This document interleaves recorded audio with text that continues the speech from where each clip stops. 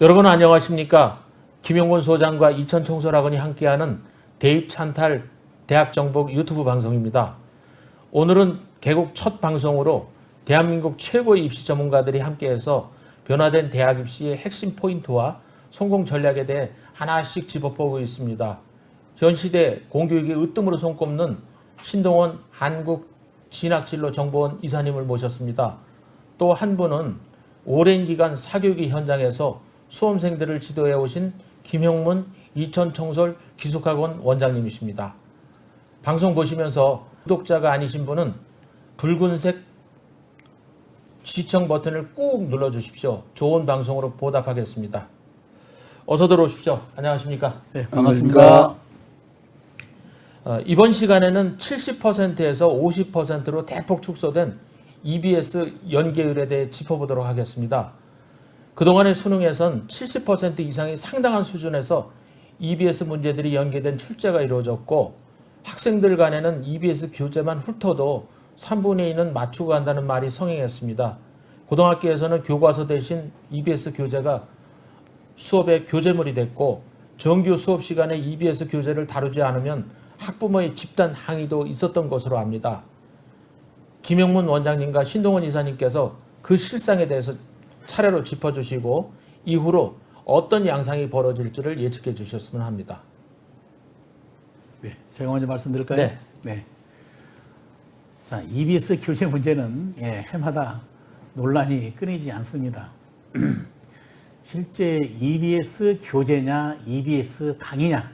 자, 여기서는 강의가 문제가 아니고 교재를 지금 문제 삼는 것입니다.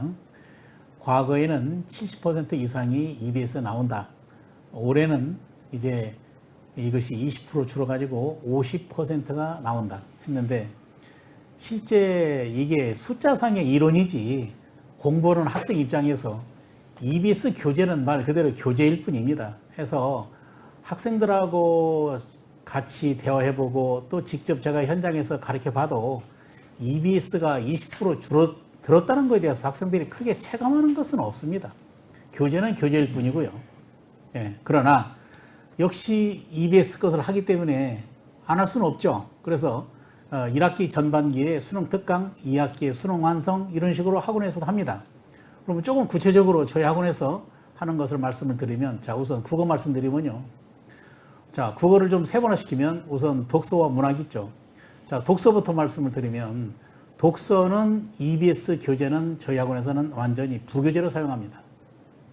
왜냐하면 독서라는 과목이 워낙에 범위도 넓고 또 다양하게 인문, 사회, 과학, 예술 굉장히 그 범위가 넓죠. 영역이요. 그래서 EBS 교재를 가지고는 태부적입니다. 그래서 오히려 학원에서는 기출문제를 중심으로 학원에서 직접 제작한 독서 책을 만들어서 이걸 주 교재로 나가고요. 그 다음에 실제 수능 특강 책은 독서에서는 부교재로 사용합니다. 자, 그 다음에 문학입니다. 문학이라는 그 자체의 속성이 굉장히 방대하죠. 사실 문학이라는 것이 상고시대인 고전문부터 시작해가지고 2000년 현대문학까지 얼마나 방대합니까? 그렇기 때문에 이런 때는 EBS 책을 기준으로 해서 방대한 문학 작품을 저희들이 이렇게 요약식으로 또 출제 비중을 또는 출제 빈도를 맞출 수 있는데 EBS 교재는 참 좋습니다. 그런 점에서. 그래서 특히 문학 같은 경우는 EBS 책을 중심으로 이제 연계 그런 그 작품을 낸다 해서 문학은 저희 학원에서는 주 교재로 사용합니다. 그리고 오히려 학원에서 제작한 문학은 부교재로 사용합니다. 특히 학생들을 직접 가르쳐 보면 고전문학 같은 경우에 있어서 작년에는 송강정철의 3인곡이 나왔고 그 전전년도에는 송강정철의 관동별곡이 나왔는데요.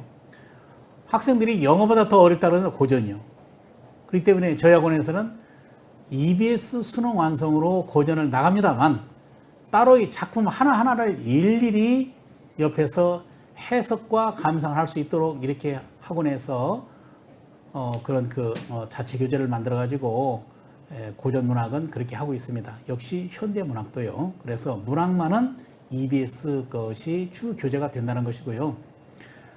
그 다음에 이제 언어 매체와 화작문은 역시 또 EBS를 하고, 그 다음에 학원에서 만든 프린트로 이렇게 같이 병행을 하고 있습니다. 그 다음에 이제 수학 같은 경우는 원래 70% 이상이 나온다고 했던 그 과거 전년도, 전전년도에도 저희 학원에서는 EBS 수학책을 부교재로 계속 사용해 왔습니다. 왜냐하면 수학이라는 특성상 EBS 교재를 보니까 너무 부실합니다. 그래서 학원에서는 오히려 학생들의 레벨을 가장 정확히 맞춰야 되는 것이 오히려 국어보다 더 수학이지 않습니까? 그렇기 때문에 수학은 학원 자체의 워크북이라고 저희 학원에 따로 있습니다. 그래서 수학을 기본, 입문, 실전, 응용 이런 식으로 상중하의 난이도를 가지고 우리 학원에서는 그 수학의 책을 그렇게 만들어서 주교재로 사용하고요. 오히려 수학은 EBS 교재는 부교재로 사용을 해왔습니다. 올해 같은 경우는 더더욱이나 뭐 50에서 아니 70에서 50으로 낮춰하더라도 원래 과거에도 그렇기 때문에 수학만은 EBS 교재가 이렇게 부교재가 되는 것입니다. 자, 그래서 학생들한테 다양하게 이렇게 그 문제를 분석하고 하는데 EBS 교재만 가지고는 절대 충족시킬 수 없기 때문에 학원에서는 이런 식으로 전 강사들이 합동해 가지고 문제를 만듭니다. 그래서 특히 수학 과목 같은 경우는 11월 달, 12월 달 수능이 끝나고 굉장히 저희 학원에 이 강사들이 바쁩니다. 왜냐면은 그 다음에 출제 또는 그 방향이나 이런 거에 맞춰 가지고 교재를 새로 만들어야 됩니다. 워크북으로요. 예, 그래서 수학 과목에 대해서는 굉장히 세밀하게 그런 수준별 차이를 둬 가지고 교재를 줘야 되기 때문에 저희들 그렇게 만듭니다. 지금 보통 학원들이 수준별로 학생들을 가르친다. 자, 그러면 수준별로 학생들을 가르친다는 것에 대한 개념이 부모님도 이렇게 알고 계십니다. 시험을 봐서 내 아이는 수학이 중위권이니까 중위권반, 그 다음에 상위권반 이렇게 해서 상중하로 나누는데 여기에 상당히 잘못된 것이 있습니다. 왜냐? 보통 학원들이 상중하로 이렇게 반을 만들어 놓고 교재는 똑같습니다. 이게 교재 똑같은 게 무슨 수준별입니까? 그래서 저희 학원은 수준별 수업할 때에 반별로 교재가 다르다는 사실입니다. 저는 이것을 우리 부모님들한테 굉장히 강조합니다. 왜냐하면 교재 한 권을 가지고 낮은 반은 자세히 나가고 높은 반은 아무래도 빨리 진도를 나가고 그럼으로써 그걸 끝내고 다른 교재를 하고 이게 무슨 수준별입니까? 그래서 수준에 따라서 교재를 저희들은 직접 만들어 가지고 이렇게 병행해서 쓴다는 사실입니다. EBS 반영률이 70에서 50으로 떨어진다니까 시험을 치를 그 수험생들 같은 경우는 바짝 긴장하는데 역시 사교육의 선봉에 서 계시는 김영문 원장님께서는 아주 강하게 특히 수학 과목에서는 큰 지장은 없다는 말씀을 주셨습니다.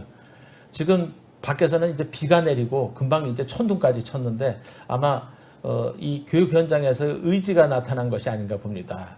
자, EBS 연계율이 50%로 뚝 떨어지고 지문 인용 등이 이제 간접 연계로 바뀌면은 수험생들의 학습 부담과 불안감이 커질 텐데 지금 신동원 이사님은 단연간 학교 현장을 지키셨고 또 휘문고등학교의 학교장을 이제 직전에까지 역임을 하셨죠. 실제 고등학교 수업 현장에서의 EBS 교재 수업의 그 빈도와 상황, 영향 그리고 그 사례를 좀 구체적으로 한번 좀 들어주셨으면 합니다. 네, 공교육 특히 이제 현장 고등학교에서는 교육 과정을 준수하는 것이 원칙입니다. 그러니까 파행 운영한다든지 아니면은 수능 중심으로 운영을 한다든지 이런 것은 뭐 교육청에서 제재를 많이 받고 있습니다만 지금 현재 대학 입시에서 가장 중요한 것은 수능이라고 봐도 과언이 아닙니다. 왜냐 같으면 수시는 경쟁률이 굉장히 높기 때문에 수시에서 성공하기가 쉽지가 않거든요. 어쩔 수 없이 정시까지 가야 된다 이렇게 이제 본다 할 것 같으면 수능 성적이 최후의 보루이다. 이 최후의 보루를 갖다가 무시할 수가 없기 때문에 그게 뭐 70%를 연계했던 50%를 연계했던 EBS 교재를 절대 무시할 수가 없습니다. 그렇기 때문에 학교에서도 가능하면 3학년 때 EBS 교재를 학생들이 많이 풀 수 있도록 하고 특별히 이제 그 EBS 교재를 풀어줘도 되는 그런 시간이 있다 같으면은 뭐 방과 후 수업을 통해서라도 했던 EBS 교재를 풀어주도록 이렇게 노력을 하고 있습니다. 많은 수험생들이 수시에서 나는 합격할 거야. 또 수시에서 내가 지원할 대학은 수능 최저 기준이 없어. 내가 지금 내신 성적이 1점 몇 등급, 2점 몇 등급이기 때문에 충분히 이 대학은 수시에서 붙을 수 있어 라고 생각하고서 수능을 포기하는 학생들이 있습니다. 그렇지만 입시라는 것은 정말 아무도 예측할 수가 없습니다. 이렇게 수능 포기하는 학생들한테 이 자리에서 말씀을 드리는데, 수능을 포기하면은 곧 입시 전략을 포기한 것이고, 대학 입시에서 성공을 확신할 수가 없다. 따라서 수능은 절대 포기하면 안 된다. 또 입시라는 것은 마라톤이나 마찬가지입니다.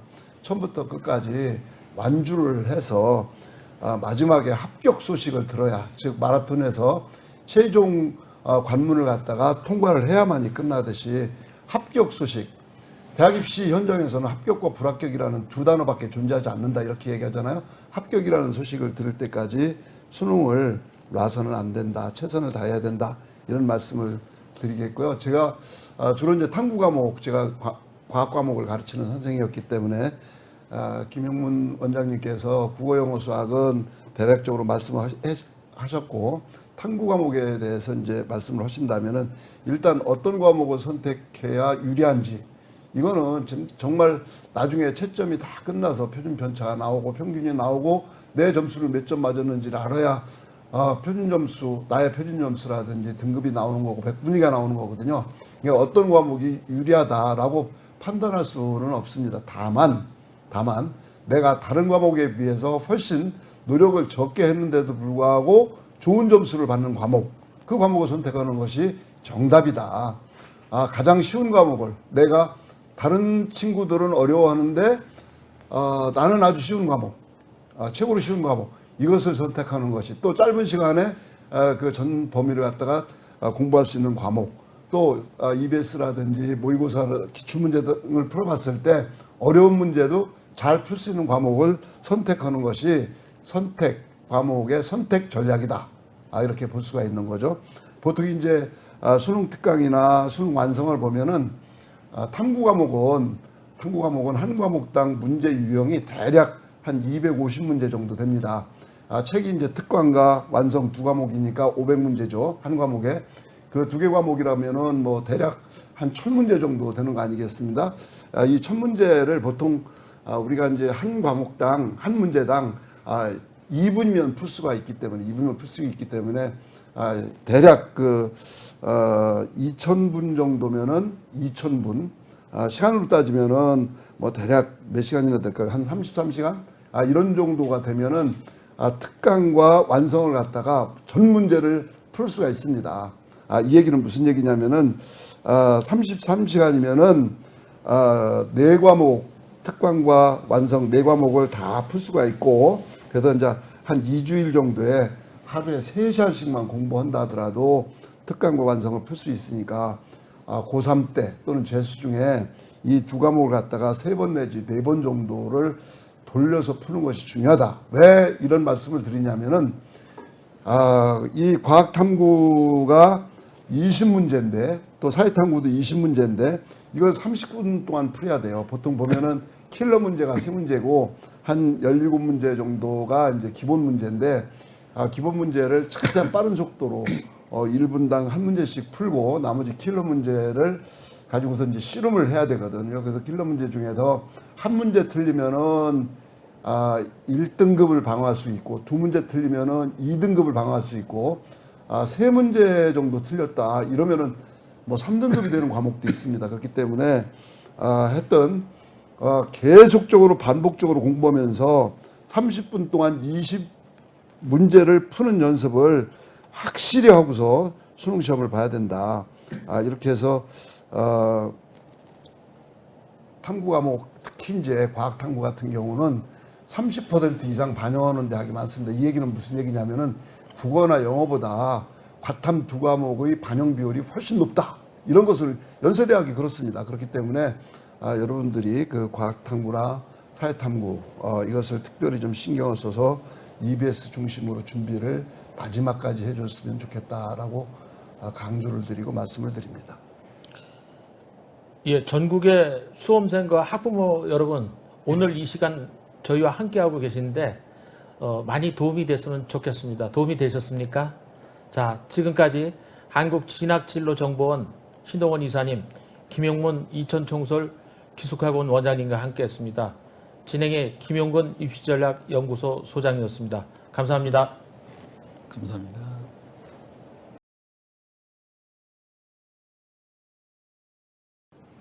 여러분 안녕하십니까? 김용근 소장과 이천총설 학원이 함께하는 대입찬탈 대학정복 유튜브 방송입니다.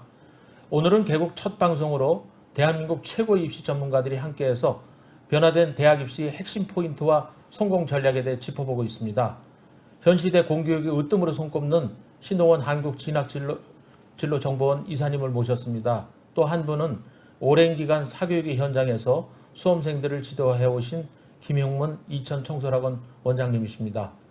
방송 보시면서 지난 교육청 모의고사를 치르고도 국어와 수학은 일반과 선택 과목의 각각의 표준 점수와 백분위, 누적 석차 등을 알기가 어렵다고들 합니다.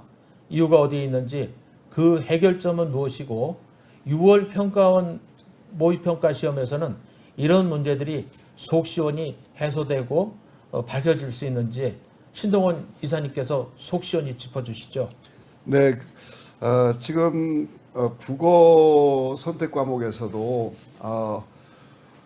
언어와 매체를 선택한 학생들이 상당히 그 성적이 좋은 걸로 나왔고요. 또 3월달이나 4월달 특히 수학에서는 자연계 학생들이 주로 선택하는 미적분 성적이 굉장히 좋은 걸로 나왔습니다. 그렇기 때문에 이 지금 수학 성적 같은 경우는 공통 과목 점수가 수학 1, 수학 2에서 출제되는 공통 과목 점수가 총점이 74점인데 미적분을 선택한 수험생들은 평균이 3월달 시험에서 50점 가까이 49점이 나왔습니다. 반면에 예체능계 학생도 있고 인문계 학생도 있는 이쪽 그 확률과 통계를 선택한 학생들은 30점대 초반이 나왔습니다. 34점 이렇게 나왔거든요. 그래서 기하를 선택한 학생들도 비교적 44점으로 높게 나왔는데 확률과 통계를 선택한 수험생들의 평균 점수가 굉장히 낮다. 이런 얘기가 되는 거고요.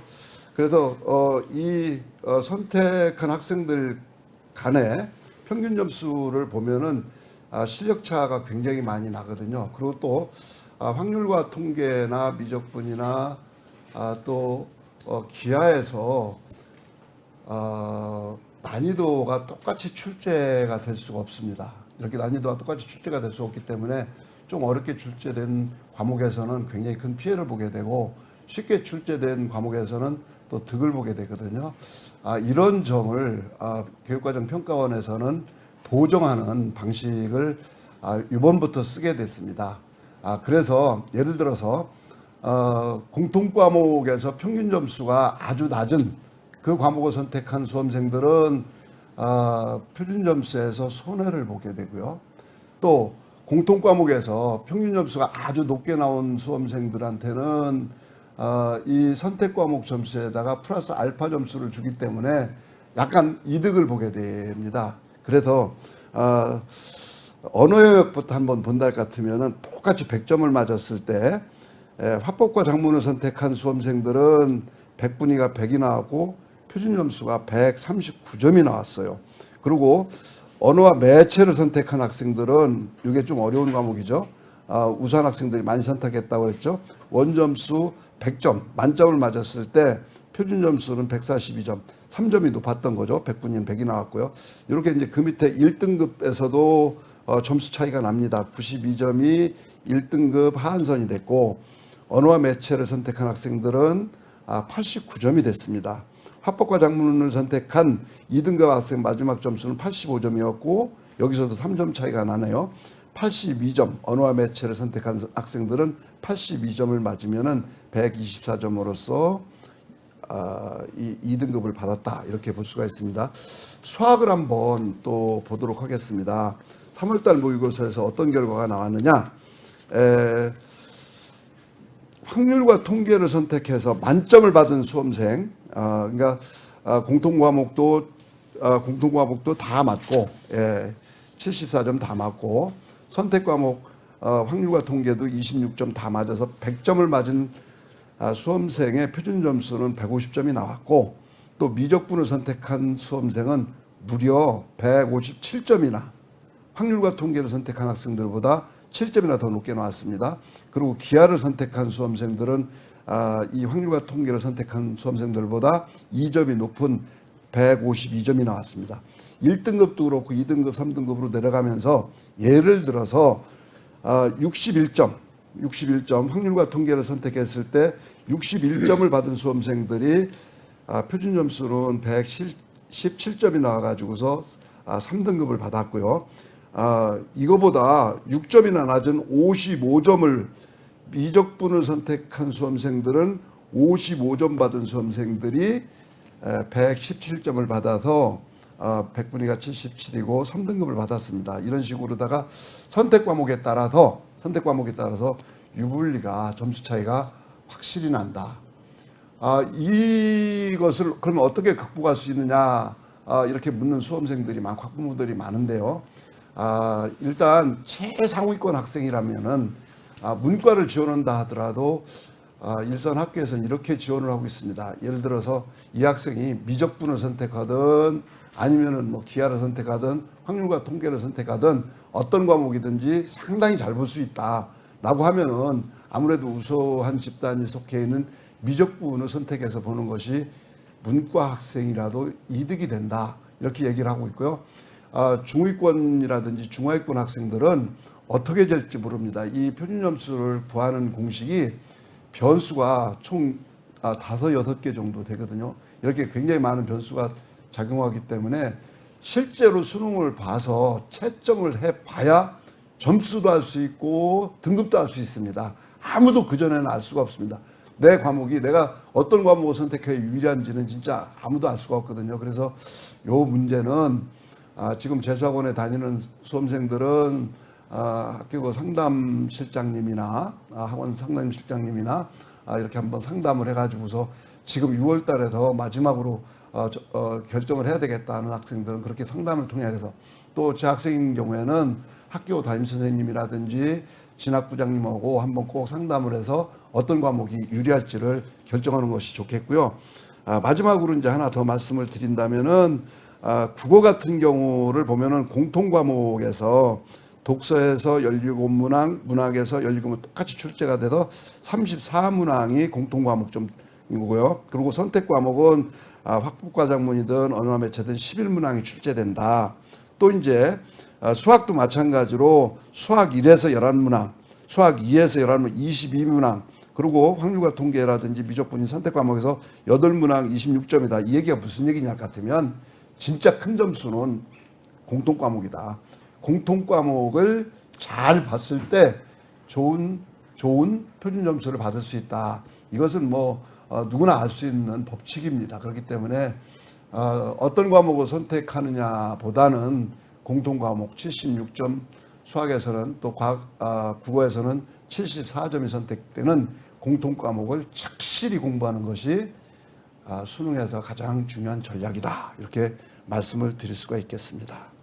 수험생들의 이해를 조금 돕는다면은 이제 공통 과목의 과목별 평균 점수가 높게 나타나는 과목의 선택 과목에서 점수를 이제 평가원에서 보정을 해줄 때 플러스 알파점을 준다는 것으로 이제 받아들여야 되고, 아까 이제 도표에서 특히 수학 같은 경우에 1등급부터 이제 8등급까지 최고점은 이제 과목마다 표준 점수 차이가 이제 크게 벌어져 있는데 1등급부터 8등급까지 이 표준 점수가 등급마다 일정한 표준 점수가 주는데 그 옆에 있는 원점수들이 점수들이 각각 다릅니다. 그런데 얼핏 보면은 이제 그 확률과 통계 같은 경우에 즉 문과 학생들이 선택하는 이 수학 확률과 통계 같은 경우는 대체적으로 이제 평균이 낮거든요. 그리고 이제 이과 학생들이 선택하는 우리가 미적분이라든가 기하 과목은 평균이 이제 높게 나타나는 것이 상례인데 이 지금 나타나 있는 표를 보면은 거꾸로다가 이제 문과 확률과 통계 쪽에 점수가 더 높고 표준 점수가 거기에 상응해 가지고 했을 때 원점수가 높은 것처럼 그 좀 착시 현상을 벌일 수 있는데 그게 확률과 통계 같은 경우에는 기하나 이제 미적분보다 같은 표준 점수를 받기 위해서는 원점수를 더 높게 받았을 때 가능하다라는 그런 것이 이해하면 맞습니다. 되겠죠. 네, 맞습니다. 예. 자, 이번에는 김형문 원장님께 여쭙겠습니다. 재수생들을 진학 지도할 때 이런 문제는 어떻게 타개하고 있는지요? 교육청 모의고사를 치를 수는 있어도 성적 평가는 이제 어려운 현실인데 자연스럽게 이제 의존하게 되는 것이 사설 모의고사입니다. 거기에 대한 이제 신빙도는 어떻게 보시는지, 그리고 응시 집단이 보면은 대체로 교육청 모의고사의 10분의 1 수준에 미달하는 지금은 이제 미약한 수준이 사설 모의고사가 되겠습니다. 그래서 추정 평가를 했을 때 아무래도 모집단이 적다 보니까 오류가 이제 크게 발생될 수도 있는데 그건 어떻게 보고 있고 그 대책은 어떤지 이천청솔 기숙학원의 사례를 들어서 말씀 부탁드립니다. 네, 참 좋은 질문을 하셨습니다. 사실 교육이라는 것이 열심히 공부를 했으면 평가를 받아야 되는데 그 성취도 평가를 받을 때 그 도구가 얼마나 신뢰도가 있느냐, 이게 진짜 너무나 교육학에서도 중요한 그런 말씀입니다. 아무리 열심히 했어도 나를 평가하는 도구가 제대로 되지 않았다면 나를 제대로 평가를 할 수가 없죠. 자, 그래서 실제 우리나라의 수능에서도 난이도 문제나 이런 것 때문에 항상 시험 보고 나면 잡음들이 많습니다. 그만큼 시험 이 점수라는 것이 일희일비 할 수 있는 그런 것이기 때문에 학원 측에서도 엄청나게 신경을 쓰고 있습니다. 그래서 2중, 3중으로 그 오류를 극복하기 위해서 보는데, 자, 저희 학원 이렇습니다. 우선 주 모의고사가 있고요. 월 모의고사가 있습니다. 주 모의고사는 실제 학생들이 학교를 다니면서 내신 시험에는 상당히 많이 적응이 되어 있는데 이제 정시를 보기 위해서 온 학생들은 수능에 상당히 훈련이 잘 안 돼 있죠. 자, 그러한 탓도 있지만 일주일에 한 번씩 일요일이면 저희 학원은 꼭 주말 모의고사를 테스트를 합니다. 학생들이 아주 진력을 낼 정도로 1년간 한 주도 쉬지 않고 하는데 저희가 한번 합해보니까 1년이면 저희 학원으로 치르는 주말 모의고사가 약 30회 이상을 치릅니다. 굉장히 많은 훈련을 하는 거죠. 그 다음에 월 모의고사가 있습니다. 우리가 소위 말하면 월 모의고사란 전국 사설 모의고사를 말합니다. 그래서 전국 사설 모의고사를 1년간 봤을 때에 총 6회에서 8회를 치릅니다. 그러면 주 모의고사 30회 정도, 그 다음에 월 전국 모의고사 한 8회 정도 하면 벌써 38번. 거기다가 이제 6월달, 9월달 이렇게 모평을 치르죠. 2번. 자, 그리고 여기에서 지금 참여율이 굉장히 낮죠. 특히 학원에서 보는 주 모의고사나 또는 전국 사설 모의고사는요. 그렇기 때문에 학생들의 그런 평가가 신뢰도 면에서 상당히 오류를 범할 수 있습니다. 자, 그래서 고3 학생들을 대상으로 만들어진 교육청 모의고사를 저희도 직접 같이 봅니다. 3월 달에 이번에 서울시 교육청 모의고사 있었죠. 4월 달에 경기도 교육청 모의고사 있었죠. 자, 7월 달 가게 되면 인천광역시 모의고사가 있습니다. 그 다음에 10월 달에 가게 되면 서울시 교육청 모의고사가 있습니다. 그래서 4번을 치르게 되는 거죠. 그래서 실제 학원에서 나타난 결과를 보니까 사설 모의고사에서 원점수로 간단하게 이제 말씀드리면 국어가 사설 모의고사 봤을 때에 한 70에서 60점이다. 그러면 교육청 모의고사는 거의 10점 내지 5점 이상의 그런 점수가 나오더라고요. 그만큼 교육청 모의고사가 조금은 학생들은 좀 쉽다고 볼 수가 있는 것이죠. 자, 그래서 그 오류를 범하지 않기 위해서 저희들도 신뢰도를 갖춘 교육청 모의고사를 월 4번을 보고요. 그 다음에 또 6월달, 9월달 그 시험을 2번을 보고요. 자, 그리고 매주 보는 모의고사, 그 다음에 사설 모의고사, 이런 식으로 혼합해서 보기 때문에 학생들이 상대적으로 내 점수가 어느 정도인지, 또는 수학 한 과목으로 봐도 3월 이전에 내가 여기 들어오기 전에는 수학이 4등급, 5등급이었는데 6월 모평을 치르거나 또는 전공 모의고사를 보면서 내가 얼만큼 성장했는지 이런 것을 수치를 그런 식으로 비교해 볼 수 있습니다.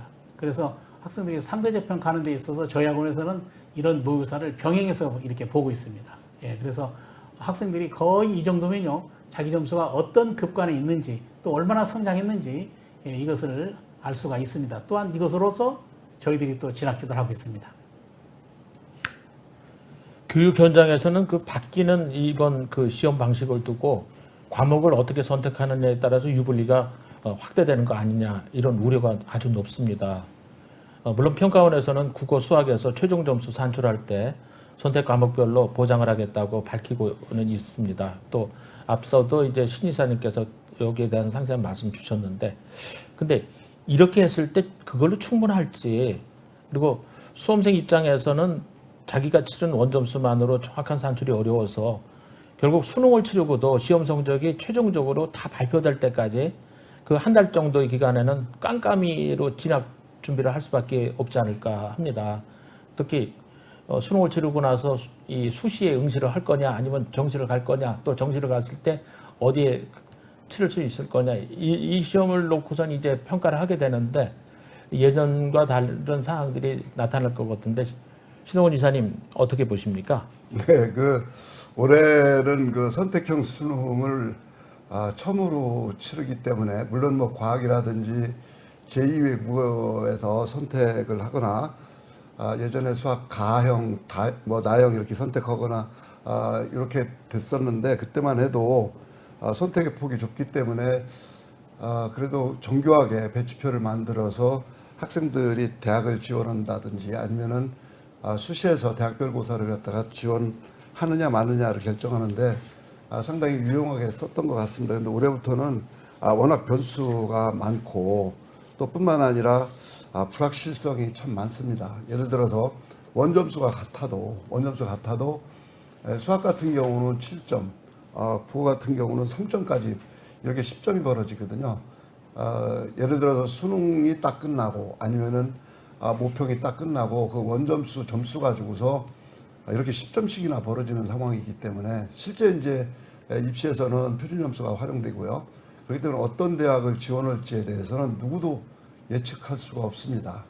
그런데 가채점을 좀 정확하게 해준다면은 수험생들이 가채점을 정확하게 해서 각 학교별로 가채점 자료가 수합이 되고 교육청별로 산하학교들의 가채점 자료가 다 수합이 되고 또 전국적으로 가채점 자료가 한 2일 내지 3일 내에 다 수합이 된다는, 그걸 토대로 해서 대략적인 표준 점수를 구할 수가 있고요. 정확하게 맞지는 않겠지만 가채점이 비교적 정확하게 된다면은 그걸로 표준 점수를 만들 수 있고, 또 대략적인 배치표도 공교육에서나 사교육에서 충분히 만들 수 있다고 생각합니다. 그래서 올해부터는 수험생들의 가채점이 굉장히 중요하다. 이렇게 가채점을 잘 하는 것이 대입 전략의 바로 전략의 출발이다.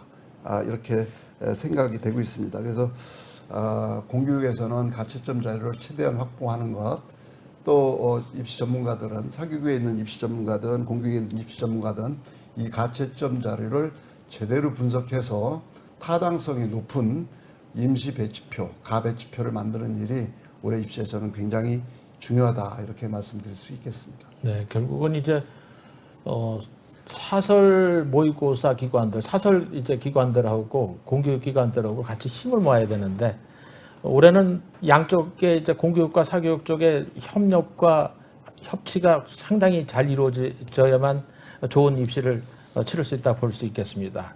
다음으로는 영어 한국사 더불어서 새로이 절대 평가 방식이 이제 도입되는 게 제2외국어 한문인데, 그 과목 선택의 판도도 당연히 이제 달라질 것으로 예측이 됩니다. 또 한간에는 이제 입시 영향력이 줄어들 것으로 예측들을 하는데, 그 달라지는 방식, 그리고 이 입시 영향력의 변화 이것을 김영문 원장님께서는 어떻게 보십니까? 네, 우리 이제 제2외국어 그다음에 한문 절대 평가가 많아졌죠. 마치 우리나라 교육이 선진국형으로 가는 것 같습니다. 사실 학원의 분위기는요. 제2외국어나 한문이 올해부터 이제 한문은 이제 들어갔습니다만은 제2외국어 있을 때에도 과거에는 그렇게 학생들이 제2외국어에 대해서 그렇게 큰 열기가 없었습니다. 그러나 특히 이제 아랍어 같은 경우는 상당히 한때 대세를 이뤘었죠. 왜냐하면 아랍어를 선택하면 표준 점수를 많이 받을 수가 있다. 그래서 아랍어에 대해서 전혀 배운 적도 없는 학생들이 그냥 책 한 권 사가지고 가장 낮은 수준에서 해도 충분히 표준 점수를 얻을 수 있다. 그래서 결국 아랍어의 알파베트 또는 아랍어로 가장 간단한 인사말 또는 아랍어 가장 기초적인 단어 이런 정도만 해도 충분히 점수를 딸 수 있다라는 것 때문에 사실 학생들한테 많은 인기가 있었습니다.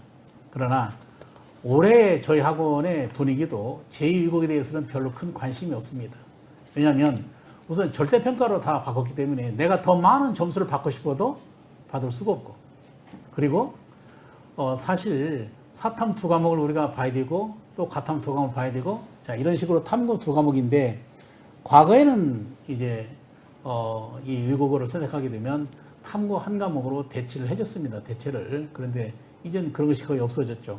실제 수시에서 한문이나 제2외국어를 대체한다는 그런 학교는 지금 현재 성균관대학교나 또는 전북대학교, 강원대학교, 한국교원대 이런 거 외에는 없습니다. 정시에서는 대체가 안 되는 것이죠.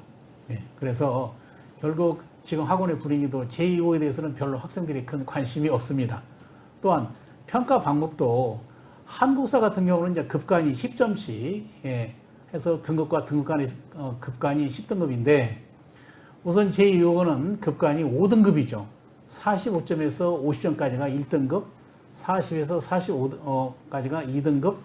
자, 그러한 그 평가 방식이 상당히 많이 달라졌습니다. 거기에도 별 관심이 없습니다, 학생들이요. 그래서 제2외국어는 앞으로 가면 갈수록 이것은 수시에서나 중요하게 여기지 실제 저희처럼 재수생들한테는 큰 의미가 없을 것 같습니다, 앞으로요. 예. 그 제2외국어 및 한문은 이제까지는 이제 사탐을 대체할 수 있는 그런 영향력이 일부 대학에서 있었는데 지금 2022학년도 이후에는 거의 그런 것이 없어졌다 이렇게 봐야 되겠죠. 그렇죠. 예.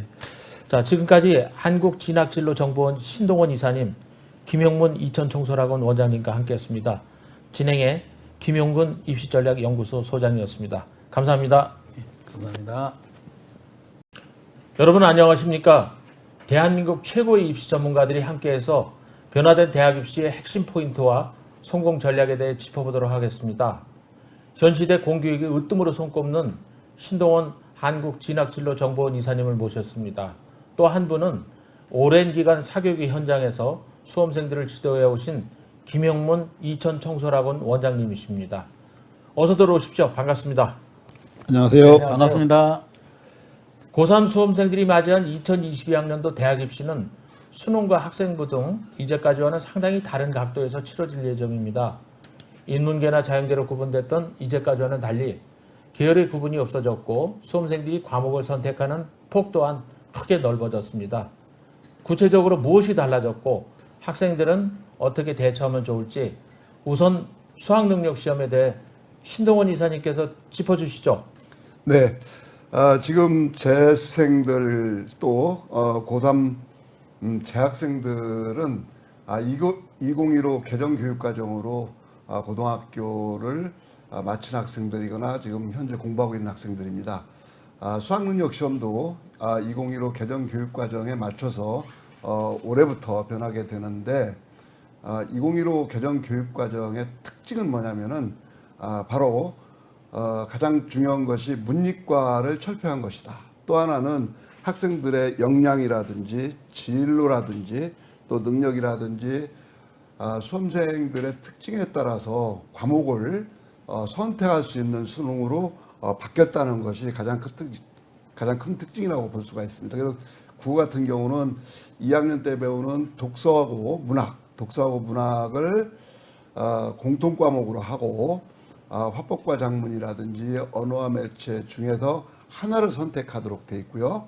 또 수학은 수학 1, 수학 2 보통 2학년 1학기 때 배우는 수학 1과 2학기 때 배우는 수학 2를 공통 과목으로 하고 확률 통계 또 미적분 기하 중에서 한 과목을 선택하도록 되어 있습니다. 영어나 한국사는 종전과 같고요.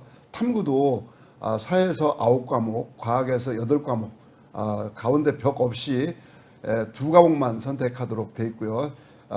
직업계에서 약간 이제 바뀌긴 했는데 여기도 이제 선택 과목으로 치르게 돼 있고요. 하여튼 이런 식으로다가 탐구도 선택 과목제로 더 확대가 됐습니다. 제2 외국어도 9개 과목 중에서 독일어에서부터 한문까지 9개 과목 중에서 한 과목을 선택하는 선택형 수학능력 시험으로 바뀌었다라는 것이 특징입니다. 국어와 수학에서 선택 과목제가 도입되는 등 이제 수능에서 변화가 있는 것처럼 학생부 또한 이제까지와는 많이 달라지는 것으로 압니다. 일반 과목 외에도 진로 선택 과목이 있는데 수험생들 입장에서는 그 중요도나 선택 방식을 이해하기가 좀 어렵고 특히나 수능 자연계 선택 과목의 하나인 기하는 미적분과 달리 진로 과목에 들어있어서 자칫 소홀히 대할 가능성을 안고 있는데 이렇게 시행되는 이유가 어디에 있는지 신동원 이사님은 최근까지 휴문고등학교 학교장으로 계셨으니까 그 과정을 아마 잘 파악하고 계시리라고 믿습니다. 네, 이런 과정을 아시려면은 우선 2015 교육 과정의 전반적인 특징을 아시는 게 좋을 것 같습니다. 그래서 간단하게 설명하도록 하겠습니다. 2015 개정 교육 과정 보통 교과 교과목을 보면은 주로 이것은 이제 일반계 고등학교에서 배우는 교과목인데요. 공통 과목과 선택 과목으로 이렇게 나뉩니다. 공통 과목은 주로 1학년 때 배우는 국어, 수학, 영어, 한국사, 통합사회, 통합과학 거의 이제 필수로 배우는 과목들이죠. 그리고 이제 선택 과목은 일반 선택 과목이 있고 좀 더 심화된 진로 선택 과목이 있는데 일반 선택 과목은 주로 2학년 때 많이 배우게 되고요. 진로 선택 과목은 2학년 때와 3학년 때 이렇게 이제 걸쳐서 배우게 되는데 요 표에서 보면은 파란색이 있습니다. 독서, 문학, 수학 1, 수학 2. 이거는 공통 과목으로 이제 시험을 보는 거고요. 빨간색이 있는데 빨간색은 전부 표와 같이 선택 과목입니다. 제2 외국어까지 이렇게 선택할 수 있도록 돼 있어서 사실 그 교육과정 보통 일반계 고등학교에서 배우는 교육과정의 각 교과 중에서 아주 극히 일부만 수능 과목에 포함된다라는 것을 아실 수가 있죠. 전번 3월 달에 수학능력 시험의 학력평가라고 해서 이제 예비적으로 이렇게 보는 서울시 교육청 모의고사를 분석한 것이 있습니다. 거기서 보면은 각 선택 과목별로 선택 인원이 어떤 식으로 바뀌었는지, 어떤 식으로 이제 그 분포가 되어 있는지를 알 수가 있는데요. 국어에서는 화법과 작문이 약 73%, 언어와 매체가 26%, 수학에서는 확률과 통계가 가장 많습니다. 문과 학생들이 주로 선택하니까요. 60% 정도, 미적분이 34% 정도, 기하가 한 5.82%니까 한 6% 정도로 가장 작았습니다. 그리고 이제 사회탐구는 거의 작년하고 큰 차이가 없더라고요. 가장 많이 선택한 과목은 생활과 윤리, 그리고 그 두 번째로 선택한 과목은 사회문화 한 32.9%니까 큰 차이가 없죠. 그리고 한국지리가 이제 한 37,000명 정도가 선택을 했고요. 윤리와 사상이 27,000명, 정치와 법이 이것도 대략 27,000명 이렇게 선택했다라는 것을 볼 수가 있고요. 또 이제 그 과학 과목은 3월달 모의고사는 2과목은 보지 않고 1과목만 봅니다. 그래서 물리학이 한 15% 정도, 가장 많은 것은 생명과학 과학이 29%, 지구과학이 25% 정도 이렇게 선택을 한 것으로 나타나는데 요 4월달 경기도 학력평가에서도 거의 같은 양상을 보였습니다. 예, 그리고 재수생 경우는 학생부에서 진로 과목을 선택한 적은 없었지만 이번 입시부터는 대학에서 똑같은 적용을 받습니다. 김영문 원장님께서는 지금 재수생들하고 지금도 함께 하고 계신데 이 졸업생들에 대한 학생부 지도는 어떻게 하고 있고 또 그 실제는 어떠한지 듣고 싶습니다. 네, 말씀드리겠습니다. 예, 우리 바로 신이사님 선택에 관해서 아주 참 자세하게 말씀을 잘 들었습니다. 하지만 이제 저희 학원을 기준으로 선택 과목에 대해서 잠시만 말씀드리면 사실 올 초에도 상담 과정에서 선택 과목에 대해서 수학은 큰 문제가 없는데 국어에서 많은 학생들이 혼란을 빚었던 것이 언어 매체를 선택해야 되는지 화작문을 선택해야 되는지 그래서 학생들은 전혀 방향성이 없습니다. 그래서 저희 학원은 올 초에 직접 선생님과 1대1로 면담을 통해서 학생들의 궁금했던 거 특히 언어 과목을 선택했을 때 표준 점수가 높을 것이라는 그런 예상 이런 걸 중심으로 면담을 해가지고 학생들이 여기 와서야 선택 과목을 결정을 했습니다. 그리고 막상 수업을 진행하면서 수강을 받아보니까 의외 현상이 벌어졌습니다. 사실 보통 화작문이 한 7, 그 다음에 언어 매체가 3 이렇게 생각했는데 전혀 다른 양상이 나타났어요. 저희 학원에서는 언어 매체, 문법이 들어간 언어 매체가 6이 되고요. 화작문이 4로 나타나가지고 다시 수준별 수업을 하기 위해서 이렇게 분반 수업을 했는데요. 막상 가르쳐 보니까 학생들이 문법 쪽을 선택하면 아마 표준 점수에서 득을 보리라는 그런 예상 때문에 문법을 많이 선택을 했습니다만 막상 수업을 듣고 보니까 문법에 소홀했던 학생들이 상당히 많이 힘들어하는 걸 봤습니다. 그래서 문법을 열심히 학원에서도 원리와 개념을 이렇게 가르쳤는데 막상 모의고사 볼 때에 이것을 적용하는 것이 아직도 서툴러 가지고 문법 쪽에서 학생들이 많이 곤욕을 치르고 있습니다. 그래서 이런 분위기도 있습니다. 6월달 모평 시험이 끝나고 그때 점수가 안 나오면 나는 화작문으로 갈아타야 되겠다. 자, 이런 분위기도 학원에 있습니다. 하지만 처음에 예상했던 건 전혀 달리 이제 언어 매체 쪽이 굉장히 많다는 사실이죠. 또한 수학 쪽에서는 우리가 예상했던 대로 역시 문과 학생들은 확률과 통계가 뭐 거의 한 95% 이상인데 문과 학생인데도 저희 학원에서 조금 상위권 학생들은 미적분을 선택한 학생들도 있습니다. 그러나 이제 수학 쪽은 예상했던 대로죠. 예, 그래서 아무래도 미적분이 많고 그 다음에 기하가 좀 적은 편이죠. 자, 이렇게 이제 선택에 대해서 저희 학원의 상황을 말씀을 드리고요.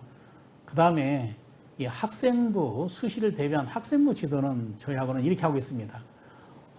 학원에 입소 시에 수능 성적표하고 그 다음에 학생부 생활 기록표를 저희들은 의무적으로 받습니다. 그래서 받아가지고 전체를 정리한 다음에 6월 모평이 끝나고요.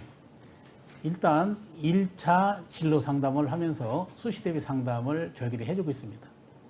이때 참여율은 보니까 거의 한 90% 정도 됩니다. 생각보다는 상당히 많습니다. 그런데 아무래도 이제 재수생들은 정시 때문에 이제 학원을 들어왔기 때문에 수시에 대해서 그렇게 크게 긴장을 하지 않는 것 같습니다. 그리고 9월 달에 가면 이제 2차 우리 모평 시험이 있죠. 자, 이걸 끝나고 이제 다시 한번 진학 상담을 해가지고 마지막에 자기 소개서 검토하고 이제 그리고 접수를 해봤거든요. 근데 이제 올해 같은 경우는 6월 달에 또 그렇게 할 저희들이 예정이고요. 특히 올해 9월 1일 날 교육평가원 시험이 있죠. 그리고 열흘 후인 9월 10일 날 수시 접수가 있습니다.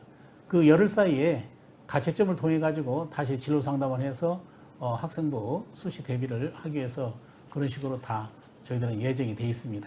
예. 그래서 수시를 이제 가기 위해서 여기 온 학생들은 아니지만 그래도 학생들의 통계를 내보니까 적어도 한 20% 정도는 충분히 수시에 도전을 해도 괜찮는 그런 학생들이 있고 나머지 학생들은 그렇게 뭐 크게 방향성이 없이 이제 한번 해본다 이런 정도로 학생들이 생각하고 있습니다. 그래서 특히 논술로 가고자 하는데 사실 만만치 않죠. 논술로 대학을 간다는 것이요. 그래서 인문계 논술과 그 다음에 자연계 수리 논술을 3월 달부터 개설을 해서 저희들이 수업을 계속 진행 중입니다. 특히 인문계나 수리 논술도 국영수와 똑같이 2개월에 한 번씩 모의고사를 치러가지고 저희들이 상대 평가를 또 하게 됩니다. 그래서 일단 수시를 위해서 논술도 저희 학원에서는 대비를 해주고 있다는 사실을 말하고 싶습니다. 이제까지 그 수험생들이 선택 과목을 정하는 그 틀을 보면은 대체적으로 좀 쉽다고 생각하는 그런 과목들을 많이 택해왔는데 지금 원장님께서 계시는 이천청솔 학원 같은 경우는 다소 어렵게 느껴지는 과목들을 이제 특히 국어에서 많이 선택을 했다. 네. 예, 그러면 이제 그렇게 했을 때 실제적으로 출제 난이도가 좀 어긋나거나 또는 너무 어렵게 출제됐을 때 학생들이 그 시험에서 다소 이제 그 저하된 그런 기록을 받을 수도 있는 상황이 올 수도 있을 텐데 그 점은 어떻게 지도를 하십니까?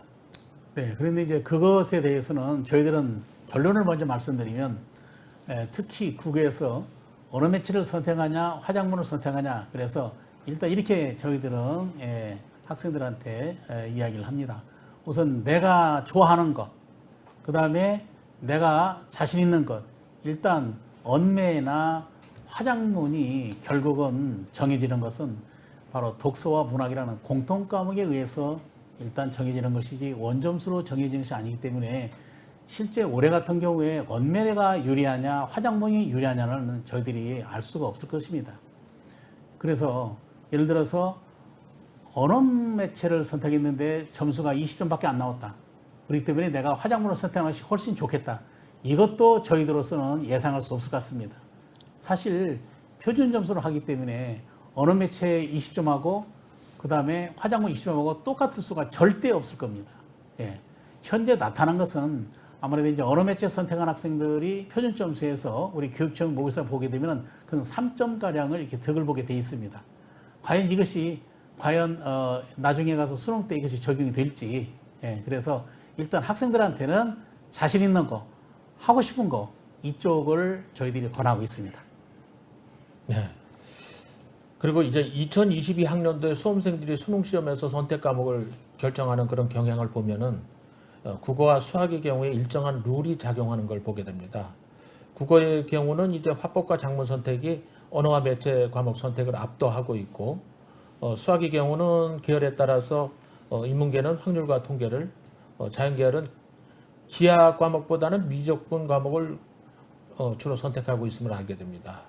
지난 3, 4월의 교육청 모의고사에서 이게 확연하게 드러났죠.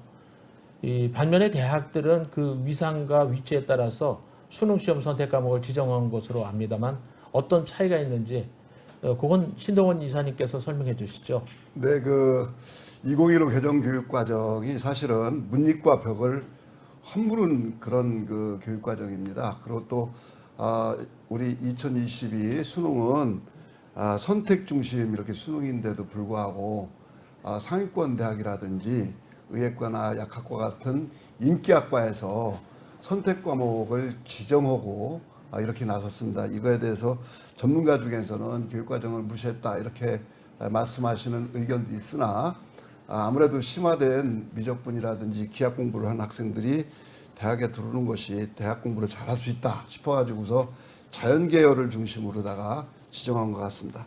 네, 원래 2015 개정 교육과정의 추진은 문과와 이과의 벽을 허무는 교육과정이었습니다. 그리고 학생의 능력에 따라서 선택하는 선택형 수능으로 바뀌었는데 상위권 대학이라든지 인기학과인 의예과라든지 약학과 수의과 등 이런 과에서 수학 과목이나 과학 과목을 지정을 했습니다. 일부 전문가들은 교육과정에 반하는 정책이다라고 얘기했는데 사실 대학에서 그 교육과정을 대학 교육과정을 제대로 이수하고 공부하려면은 미적분이나 기와 같은 어려운 과목을 공부하고 오는 것이 좋겠다라고 해서 대학들이 그렇게 지정을 하게 된 것이죠.